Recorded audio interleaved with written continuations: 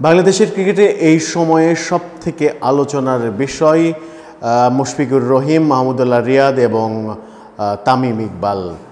ব্যক্তি হিসেবে তারা হয়তো আলাদাভাবে আলোচনায় আসেনি, কিন্তু তাদের ক্লাব প্রাইম ব্যাংক এবং মোহামেডান স্পোর্টিং ক্লাব, এই দুই ক্লাবের নাম সহ এসেছে এবং সেখানেই সবথেকে বেশি হাইলাইটস হয়েছে মাহমুদুল্লাহ রিয়াদ, মুশফিকুর রহিম এবং তামিম ইকবালের নাম।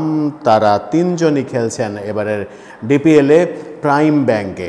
প্রাইম ব্যাংক এবং মোহামেডানের এই ম্যাচে দুই দলের এই খেলোয়াড়দের আপত্তির কারণে খেলা অনেকক্ষণ সময় বন্ধ থাকে। বন্ধ থাকার মূল কারণ এই খেলার দুইজন আম্পায়ার ছিলেন, দুইজন আম্পায়ারের একজন নারী আম্পায়ারের নারী আম্পায়ারের অধীনে এই খেলোয়াড়রা মুশফিক, মাহমুদুল্লাহ রিয়াদ এবং তামিম ইকবালরা খেলতে অস্বীকৃতি জানান। ম্যাচে মনিরুজ্জামানের সঙ্গে আর এক নারী আম্পায়ার ছিলেন সাথীরা জাকির, জেসি বাংলাদেশের নারী আম্পায়ার, আন্তর্জাতিক নারী আম্পায়ার। তাকে যখন দায়িত্ব দেওয়া হয়েছে ম্যাচের, সেখানে এই খেলোয়াড়রা, বিশেষ করে বাংলাদেশের জাতীয় দলের তিনজন গুরুত্বপূর্ণ খেলোয়াড় মুশফিক, মাহমুদুল্লাহ এবং তামিম যেখানে খেলছেন, তাদের ক্লাব প্রাইম ব্যাংক, তারা যদি অগ্রণী ভূমিকা পালন না করেন তাহলে প্রাইম ব্যাংক কখনোই এই ধরনের প্রতিবাদ করবে না। নারী আম্পায়ারের অধীনে এই খেলোয়াড়রা খেলতে চাননি বলেই খেলা অনেকখানি বন্ধ থাকে এবং বন্ধ থাকার পর পুনরায় আবার শুরু হয়। বিসিবির আম্পায়ার্স কমিটির চেয়ারম্যান ইফতেখার রহমান মিঠু এই ব্যাপারে উদ্বেগ প্রকাশ করেছেন এবং বলেছেন যথাযথ তদন্তের মাধ্যমে যদি দোষী সাব্যস্ত হয় তাহলে ক্লাব এবং খেলোয়াড়রা শাস্তি পাবে। তবে তাদেরকে শাস্তি দেওয়ার অধিকার যেহেতু তার নেই, তার শাস্তি দেওয়ার অধিকার রয়েছে শুধু আম্পায়ারদের, সেহেতু তিনি এই বিষয়ে কোনো মন্তব্য করেননি। এখন আসা যাক মূল প্রসঙ্গে। নারী আম্পায়ারের অধীনে কেন খেলবেন না? মুশফিক মাহমুদুল্লাহর বিষয়ে অনেক দিন থেকেই একটা তর্ক এবং সমালোচনা চলে আসছিল। সেটা হচ্ছে এই দুই ভদ্রলোক বাংলাদেশ দলের জার্সির যে লোগো, বিসিবির লোগোতে যে বাঘ আছে, সেই বাঘের লোগোর উপরে কালো স্টিকার কিংবা কখনো লাল স্টিকার মেরে কখনো প্র্যাকটিস করেন, কখনো ওই জার্সি পরে নামাজ পড়েন, যেখানে দেখা যায় যে লোগোটা স্টিকারে ঢাকা। অথচ এটাকেই মানুষ ভাবেন লোক দেখানো। কারণ লোক দেখানো যদি না হয় তাহলে আপনি নামাজ পড়ার সময় ওই জার্সিটা খুলে নর্মাল একটা টি শার্ট পরেই আপনি নামাজ পড়তে পারেন কিংবা অন্য কোনো ড্রেস পরে নামাজ পড়তে পারেন।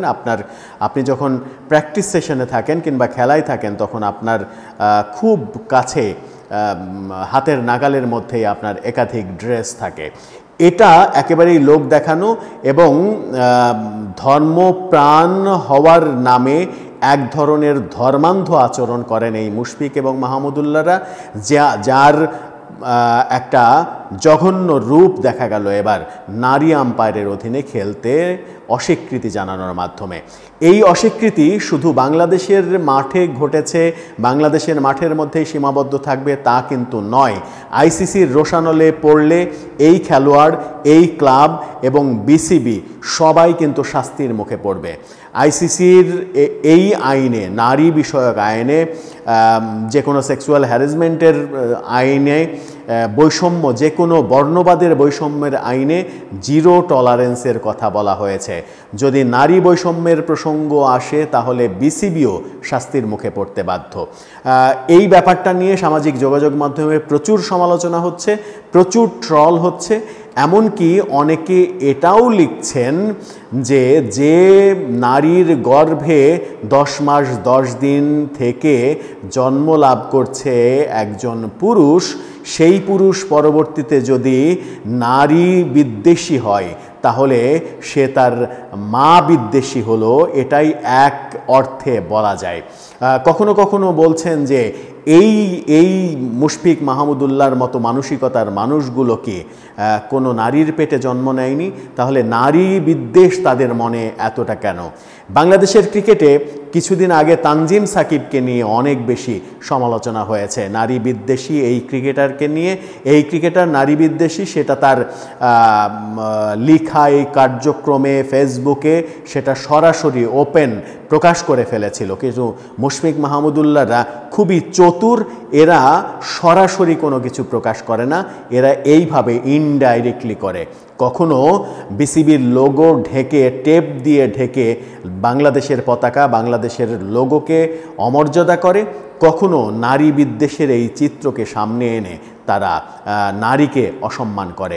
একজন খেলোয়াড়, একজন সাংস্কৃতিক কর্মী যখন নারী বৈষম্যের ব্যাপারে সচেতন না হন, নারী বিদ্বেষী হন, তাহলে সেই খেলোয়াড়কে আমার মনে হয় আন্তর্জাতিক পর্যায় থেকে, যে কোনো পর্যায় থেকে, আন্তর্জাতিক এবং জাতীয় যে কোনো পর্যায় থেকে আমার মনে হয় আজীবনের জন্য বহিষ্কার করা উচিত। কারণ পৃথিবীর কোনো খেলা সংক্রান্ত, খেলার উচ্চ যে সংস্থাগুলো, ফিফা কিংবা আইসিসির মতো সংগঠনগুলো, কেউই নারী বিদ্বেষটাকে কোনোভাবেই সাপোর্ট করে না। তাদের এই নীতিতে জিরো টলারেন্স দেখা যায়। শুধুমাত্র বাংলাদেশের ক্ষেত্রেই এটা একটা ভিন্ন রূপ দেখা যাচ্ছে। তাহলে কি বাংলাদেশ ক্রমেই আফগানিস্তানের আদর্শে চলে যাচ্ছে? যে আফগানিস্তান নারী ক্রিকেট নিষিদ্ধ করার কারণে বহু দেশ এখন আফগানিস্তানের সঙ্গে দ্বিপাক্ষিক সিরিজই খেলতে চায় না। অস্ট্রেলিয়া একের পর এক টি-20 ওয়ানডে টেস্ট সিরিজ বাতিল করেছে শুধুমাত্র নারী নীতির কারণে আফগানিস্তানের। এই যদি হয় তাহলে আমরা আফগানিস্তান হতে আর কত দেরি, সেটা কিন্তু একটা বড় প্রশ্ন। মুশফিক মাহমুদুল্লাহ বিষয়ে অনেক প্রশ্ন রয়েছে। কেউ কেউ বলেন আজকের যে তানজিম সাকিবরা তৈরি হচ্ছে নারী বিদ্বেষী হয়ে, কিংবা 16ই ডিসেম্বরকে অবমাননা করছেন, জাতীয় পতাকাকে অবমাননা করছেন, এগুলো তাদের ওই বড় ভাইদের কাছ থেকেই শেখা। নারী বিদ্বেষটা এভাবে ছড়িয়ে দিচ্ছেন ক্রিকেটাররা, যেটা জাতীয় পর্যায়ে আর নাই, সেটা আন্তর্জাতিক পর্যায়ে খবর হয়েছে। এবং আন্তর্জাতিক পর্যায়ে খবর যখন হয়, বাংলাদেশের আন্তর্জাতিক ক্রিকেটারদের মানসিকতা এটা, তাহলে বাংলাদেশের ক্রিকেট কিভাবে আন্তর্জাতিক পর্যায়ে যাবে? আর এই হীনমন্যতায় ভোগা ক্রিকেটারদের কেনই বা জাতীয় দলে খেলানো হবে?